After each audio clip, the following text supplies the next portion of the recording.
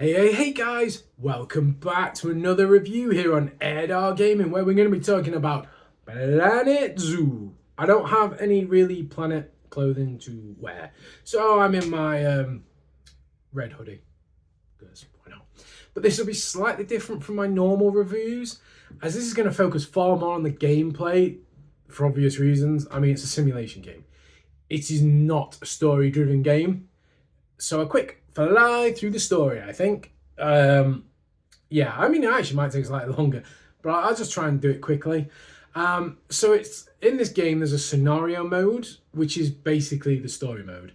You take on various zoos and you work your way through the tasks to get unlock new zoos by getting bronze, silver, and gold star for moving on.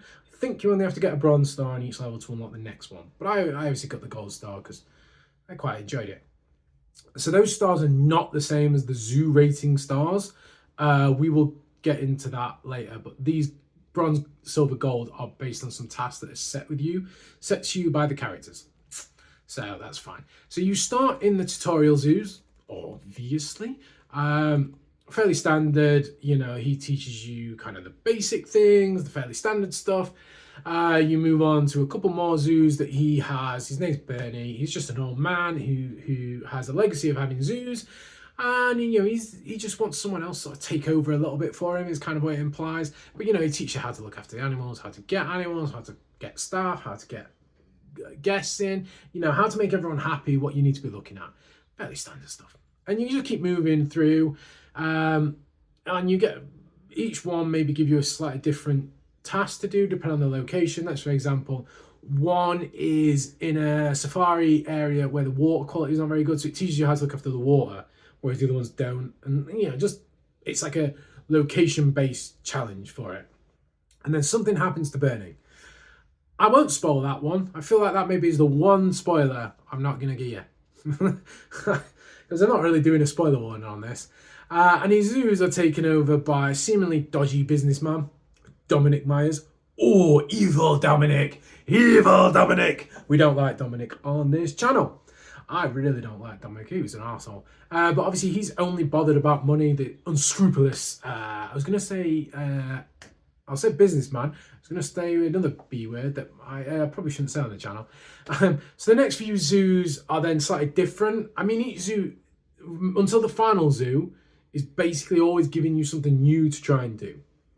Whereas the final one brings it all together. So here's a much more focused on money, making profit of different things. So maybe shops, or maybe the zoo is the total, or it's about getting the minimum amount of spend, that kind of thing. And you go into sort of different situations with him which don't look good. Like he's found a cheap zoo because it's got radioactive waste and things like that. He's got some dodgy animals. And then finally, you get fired from him, and you go join Emma, who effectively is Emma's daughter, Bernie's daughter, who's sort of taken over now. And they're the final batch. They're the most challenging ones. She wants to continue her father's legacy of really good zoos. So basically, it's much more focused on the animals' welfare, conservation, education, that kind of stuff, which, if you're not just trying to make money, you would actually want the zoo to be doing, releasing animals into the wild and things like that. And then you get the final zoo where it's about get a really high rating, really good animals, looking after a lot of animals, but making people happy as well, and all this stuff. And you put Dominic out of business. Yeah, whistle stop store done.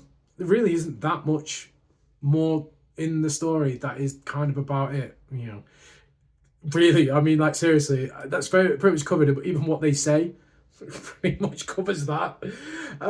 Some of the DLC packs, so the Arctic one is the main one, which annoyingly on the console, they released after some of the others. So I'd actually played some of the other DLC scenarios before the Arctic one, which was really stupid. Which is why my playlist is a bit confused. Because I obviously recorded some, and then the Arctic came out. Had to record some and then release that before the others.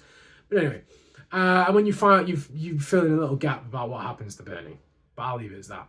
The others are pretty much then set after all the others, and the characters sort of pop up, but as it's not got voice acting on it. It kind of just gives you a little bit of a postcard or letter, and it does reference some of the other characters. But yeah, they're just sort of random scenarios they've added.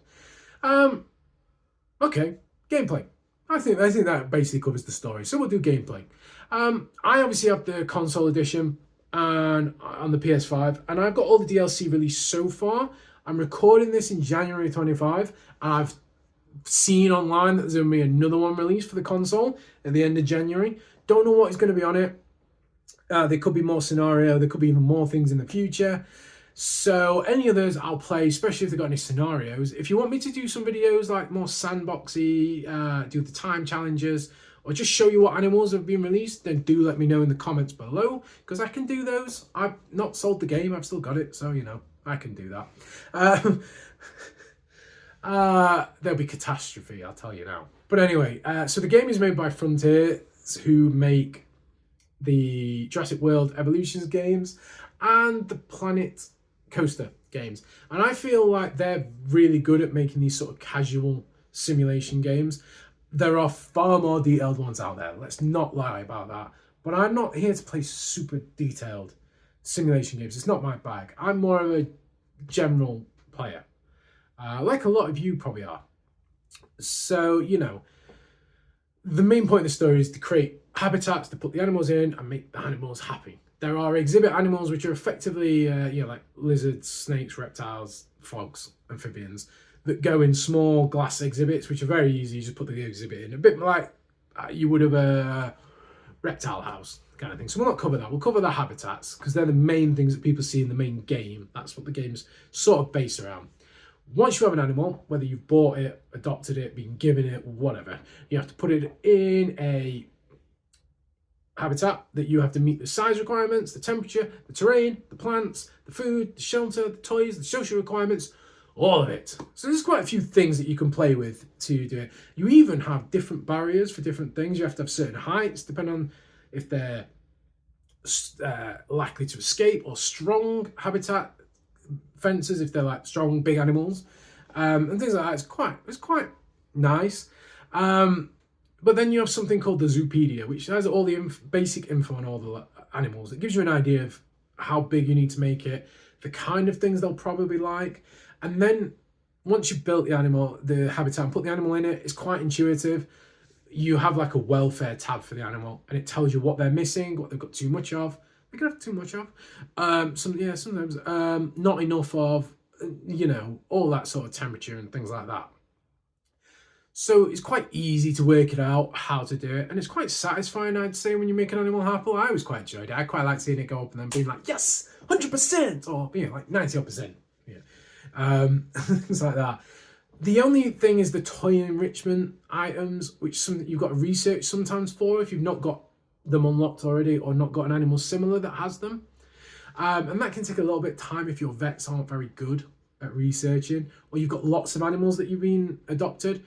You can make the animal happy enough on sort of environment things, so it's not a massive deal. Apologies. But they're not freaking out then. And that is it. Oh! If an animal is unhappy, you get protesters in the zoo.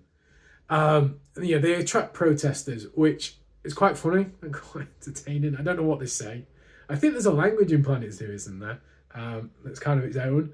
But anyway, you get that. And I think it impacts your zoo rating and also the amount of money you can make. So you kind of want to improve the welfare to get rid of them. But making money is fairly easy in the game. It's not what the game is designed for. Like I say, it's not a really detailed one. The challenge is not about making money in this game. It's just about making animals happy and just having an enjoyable experience, I believe. So obviously, the more animals you have, the more money you can charge. And the game handily tells you when the guests think it's quite cheap to get in, so you can just bang the money up. It's a nice little thing. You just place shops around for guests, food, drink, merchandise, info. They're the basic ones. You can research more, but I think there's only 1 or 2 levels where you actually need some other things that aren't already unlocked for you. So yeah, it's not like you have to go really complicated with it. And then the guests, there's a handy little map that show you, and you can also look at guest thoughts in a sort of like a list of like regular thoughts. And you can see where people want food, where they want drink, where they want toilets, and things like that. So you know where to place stuff. And it just makes money. They just generate money. I think guests have got unlimited money as long as they've got the stuff to do. There is one level where you have to make you have to make a load of shop profit, and basically you just keep putting shops down. There is no limit. The more shops you put, the more they spend. It's a bit daft, and I think you just put the price up quite a lot as well. Basically, I think as soon as you're told you can put the price of the zoo up, put all the shop prices up. Bit of a fiddle, but you can make more money that way if you really need to. I think I only got in financial difficulty twice on 2 levels. And that's usually because I went a bit too quick in increasing wages or animal food quality. So my costs went up too quick. And then I didn't have enough money to buy the animals to bring more people in. You know, I just couldn't afford them then. So then I took a loan. It snowballed a little bit. But then when I redo it, if I just patiently and steady add animals, you'll be fine. There's a rough rule. It's a very rough rule. You just keep your pay normal and your animal food grade until you can get up to about 10k easily without really doing that much. If you just sort of leave it for a few minutes, maybe when you've got sort of about 5 animals, probably 5 habitat animals, then you can go a bit more rapid, maybe increase the wages, because then the staff will do things quicker and be more efficient. You know, and you can start splurging a little bit, improve the food quality if you really need to get animal welfare high and get breeding going. And then once you get to once you're making like 50 grand to 100 grand without really focus on it, you're never going to have a problem. Seriously, I don't think you can spend enough money to get rid of that. But the zoo is like sort of ranked on 5 metrics. Sort of the animal, I think it's quality, quantity, and sort of animal rating, guest satisfaction, education, conservation, and marketing. Education and conservation, weirdly similar, but different things. Put recycling bins everywhere. And I think the overall rating is an average of those, but I think some of the weighted more than others because I was getting like 4.5 stars without doing any marketing. So I think like the animal quality, guest rating, education, and conservation are higher ranked than marketing. But if you need to get that final puff, just bang a load of marketing on it. Especially when you've got that amount of money, you're fine. And so then you hire different staff, different jobs, and you just manage their workload, give them a plan and go, you deal with this habitat, that habitat only. And just make sure there's not too many tasks and they have a staff room. They do kind of deal with it themselves. And a tip is just to sort of, every time you get 5 different habitat animals, like different, not just in one thing, get kind of a different vet. And then have 1 extra to do research is always what I find, except at the start of the game, a bit slower. Same with the mechanics. For the keepers, have 1 keeper for every sort of 2 or 3 habitats or exhibit animals, and then have 1 or 2 to float for every 5 animals. 1 or 2 security guards for it all, and a caretaker ever so often, especially when it complains about the litter. The caretakers are really rubbish in the game, is all I'm going to say. They're not that great for it, but it doesn't matter. You also auto-hire a vendor every time you buy a shop, just an FYI. So you basically don't have to hire any vendors unless you've gone into a level where they've got shops with no vendors. Then maybe you have to. But that's all the basics, really. The levels are pretty much similar as you set them out, but I do enjoy them. I'm not going to lie. I just like it. It's nice and chilled. As you improve your sort of zoo rating, other animals become available. They're usually very expensive. And then as you keep going, they come down and sort of, they shift from getting conservation credits, which are really hard to get, as the main currency. And then they become cash. And once you get to that point, the cash is not a problem to buy them. But I would always focus on getting a couple of easy animals to start with, something like I don't know, Nile monitor lizard's always quite a good one, or a crocodile at the start if you can afford it, a bit more expensive. And the bison, they're quite good. The wolves are really good value for money, I would say, on nearly every level. Try and get a breeding pair and then focus on releasing those into the wild once the animals have matured enough. And then you can use those conservation credits to get the better animals. Just kind of do that through every level, if I'm honest. Sounds really boring and simple, but it's different animals every level. There's other little challenges to do, and I just like it. It's just steady. It's one of those games that's satisfying to plod through. It was a game that I was happy to record, even if I was slightly tired. I didn't really want to record other games, maybe because I couldn't put the energy in properly. But I feel like this game doesn't always need that amount of energy. I feel like it'd be out of place for like boom, boom, boom, boom, boom, yeah. I mean, that'd be really out of place anyway, I think, on any game, apart from maybe Guitar Hero. But anyway, if anything, I feel like I might have forgotten to talk in part, because I was just like chilled out, making my animals happy, seeing how they go, yay. But I think my issue comes mainly with the console edition. I've never played the PC one. I can't play the PC one. I've recorded on a laptop. I don't think I can play it on there. But I've seen people play the PC one, and they have obviously many more buttons to control things with. On the console, there's usually a second layer. So buttons do two different things if you push your first button. So you might press square, that does something. And then if you press left and square, it does something else. Sometimes that causes issues. Like you might accidentally do something without knowing, or forget you've done something. And it can be a little bit frustrating if it doesn't happen in front of you. Let's say it's undo or redo, and it's at the other end of the park. If you don't notice your money changing at the bottom, I mean, on the last set of scenarios, I kept deleting water, and I don't know why I was doing it. It just kept deleting water. So then after a while, the animals would go, "Oh my god, your animals are so thirsty," and I'd be like, "Oh crap, nearly killed them." It just caused a few mistakes, but I think the biggest issue for me was terrain design. So you can obviously dig down or create hills, and various ways of doing that, but first down and up. So you can create. I've seen people create amazing tunnels that animals can like hide in and use as shelter. That people can go in underground paths that can then see underwater animals, and that kind of thing. And I did do it, but it never looked right. It looked clunky, and I just couldn't seem to get the control with the joysticks. I just didn't seem to work right. I don't know why. I mean, it worked. I didn't really practice it, let's just be clear. I didn't like go and just keep doing it to get used to it. But I thought I'd get better as I played through the game. I thought you kind of get used to it. I did with a lot of the other things. I learned how to make it work better. But I don't know. I just couldn't get it to go where I wanted it to. I didn't know whether I was using the settings wrong and things like that. But because it could just be me. I don't know. But it just made my stuff look really amateur. And I often just go, that'll do, donkey, that'll do. And have to move on because it was frustrating me so much to fix it. And every time I try and fix it, I'd make it worse. So, I just kind of do what I need to do and then move on. And then I think the other issue is kind of related to this, but it's to do with the paths and the transport rides. It could be quite difficult to build if it wasn't a flat, open plain.